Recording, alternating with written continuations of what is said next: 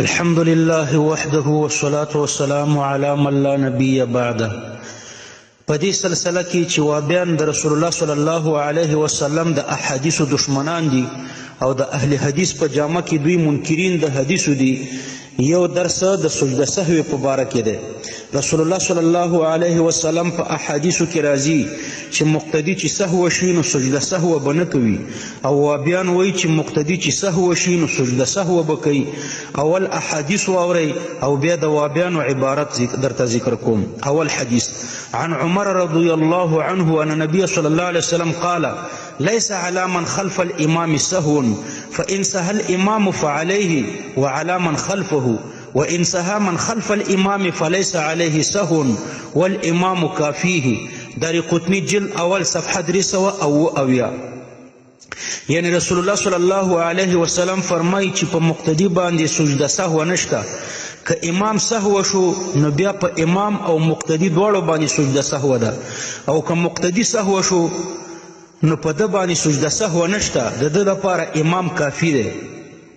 دویم حدیث: عن ابراهیم انه قال: اذا سهوت خلف الامام وحفظ الامام فليس عليك سهو، وان سهى وحفظت فعليك السهو، ان لم يسجد الامام فلا تسجد، وكذلك اذا سهى جميع من مع الامام او سهى الامام. کتاب برواية الامام ابو یوسف صفحه 10. یعنی امام ابراهیم نخعی فرمای چې کله چې ته د امام پسې سهو شي او امام نوی سهو شوی نو پتا باندې سجده سهو نشته، او که امام سهو شو او ته نوی سهو شوی نو بیا پتا باندې سجده سهو ده. که امام سجده و نکړه نو تی هم مکوه. همدارنګه که ټول مقتدیان سهو شل نو په یو باندې هم سجده سهو نشته، او که امام سهو شو نو په ټولو باندې سجده سهو ده. دریم: علامه محمد بن عبد الرحمن الشافعي لیکي چې ولو سها خلف الامام لم يسجد بالاتفاق. رحمت الامه في اختلاف الائمه صفحه 3. یعنی په اتفاق د ټول امت، د ټول صحابه او تابعین او تبع تابعین او د امامانو، د دې ټولو په اتفاق په مقتدیانو باندې چې کله سهو شي نو سجده سهو نشته چې مقتدیان سهو شي.